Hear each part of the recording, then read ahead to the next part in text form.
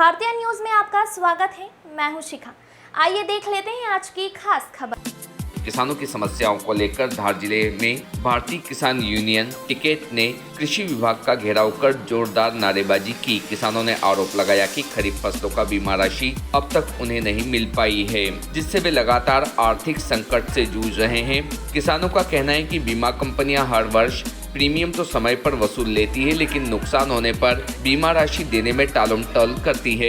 इसी वजह से किसानों पर कर्ज का बोझ बढ़ता ही जा रहा है। यूनियन ने चेतावनी दी कि यदि बीमा राशि का भुगतान समय पर नहीं किया गया तो आगामी चुनाव में किसान बहिष्कार करेंगे। प्रदर्शनकारी किसानों ने खाद वितरण की गड़बड़ी पर भी नाराजगी जताई। उनका कहना है कि नैनो यूरिया और डीएपी की जगह सीमित मात्रा में खाद उपलब्ध करवाई जा रही है, जबकि इस समय फसलों के लिए पर्याप्त खाद की आवश्यकता है।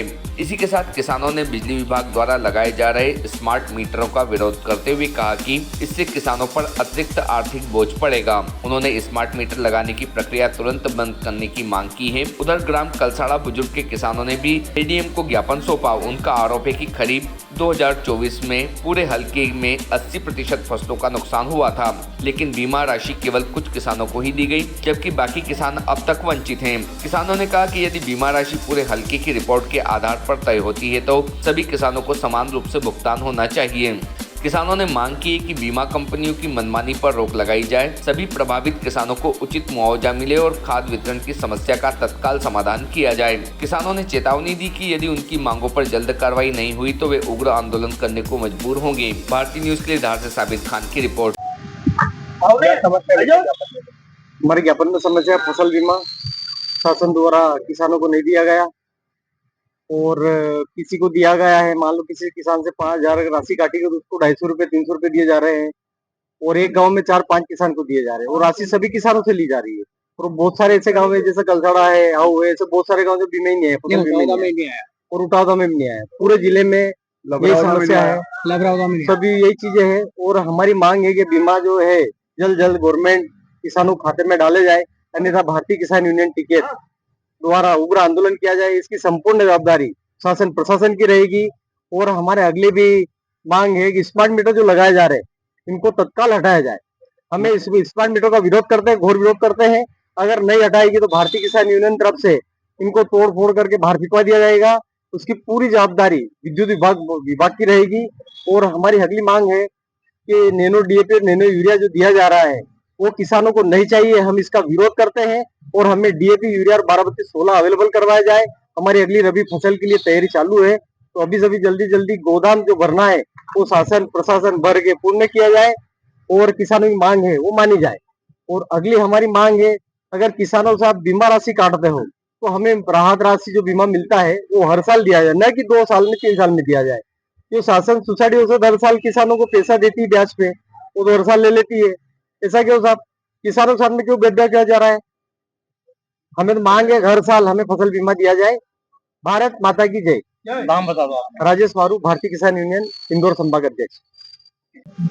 सर, जिले में बीमा फसल को लेके काफी विरोध हो रहा है, तो क्या कारण है उसका? सर, प्रधानमंत्री फसल बीमा योजना की जो मार्गदर्शी निर्देश के अनुरूप प्रति वर्ष किसानों को अभी जो वर्तमान में हम देख रहे हैं तो सैटेलाइट सर्वे के माध्यम से और जो हल्का स्तर पर ग्रामीण कृषि विस्तार अधिकारी है उनके माध्यम से जो फसल की अलग अलग क्रांतिक अवस्थाएं होती है उस अवस्था अनुसार जो फोटो इमेज जाती है वो फोटो इमेज सीधे पोर्टल पर लोड होती है और उस फोटो इमेज के साथ साथ में कंपनी की ओर से, बीमा कंपनी की ओर से भी रैंडम बेस पे वहां पर इमेज ली जाती है और वही तुलना जो शासन स्तर पर उसकी होती है कि इस फसल में उस हल्के में कितना फसल की क्रांतिक अवस्था में और लास्ट में जो फसल कटाई होती है उस समय तक पूरा इमेज लिया जाता है और इमेज लेने के बाद में फसल की बढ़वार अच्छी हुई है और उपज कैसी आई वो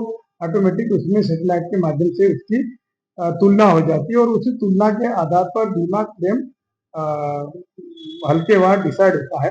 हल्के में बीमा क्लेम डिसाइड करने के लिए विगत 7 वर्षों की जो औसत उपज रहती है उसको 7 वर्ष में से 2 कमजोर वर्ष रहते हैं उसको माइनस करके 5 वर्ष की जो औसत उपज रहती है उसको थ्रेशोल्ड उपज के रूप में मानते हैं। और जिस वर्ष का जो बीमा क्लेम डिक्लेयर होता है, जैसे वर्ष 24 खरीफ का डिक्लेयर हुआ, तो खरीफ की जो उपज आएगी उसके तुलना थ्रेशोल्ड उपज से करती है, उस आधार पर बीमा क्लेम सेटल होता है। वो ऑटोमेटिक प्रक्रिया है और जो पूरे डेटा ऑलरेडी पहले से ही उसमें है, ऑनलाइन जो पड़े हुए हैं, उस डेटा के माध्यम से तुलना होकर विका जो अपने हल्के रहते हैं, हल्के अनुसार मतलब बीमा क्लेम सेटल होता है और जो बीमाधारी किसान है उनको राशि दी होती है। जो प्रोसेस है वो मार्गदर्शी निर्देशों के अनुरूप होती है, जिसमें यदि थ्रेश होल्ड उपज से जो उपज वास्तविक उपज आए वो माइनस में रहेगी तो बीमा क्लेम सेटल होगा, और थ्रेश होल्ड के उपज के बराबर यदि वास्तविक उपज आई जिस वर्ष का बीमा क्लेम सेटल हो रहा तो वो फिर नहीं मिलेगा, और ऊपर आएगी तो भी नहीं मिलेगा। ये डाउन होने की स्थिति में ही बीमा क्लेम सेटल होता है। ये मतलब प्रधानमंत्री फसल बीमा योजना की गाइडलाइन अनुसार ही दी है। ज्ञान सिंह मोहने, उप संचालक कृषि। इसके साथ साथ में किसानों ने भी कुछ ज्ञापन में ये दिया है कि नैनो यूरिया, नैनो डीएपी को नहीं लें, पर मेरा किसान भाइयों से भी अपील है और गुजारिश है कि नैनो यूरिया, नैनो डीएपी जब फसल की अवधि लगभग 1 महीना, सवा महीना हो जाती है और जब फसल अच्छी ग्रोथ कर लेती, उस समय हम लोगों को जो कैनोपी जितनी ज्यादा फसल की बढ़ जाएगी, उसी स्थिति में हम लोग यदि 1 एकड़ में 500 ml का यदि नैनो यूरिया डालते हैं तो जो पौधों को आवश्यकता नाइट्रोजन की रहती है वो पूरी मिल जाती है। केवल हम पूरा एक सॉलिड फर्टिलाइजर बोरे के रूप में लेके जाते हैं, हमारा ट्रांसपोर्टेशन का भी खर्च होता है और शासन की सब्सिडी का भी ज्यादा व्यय होता है।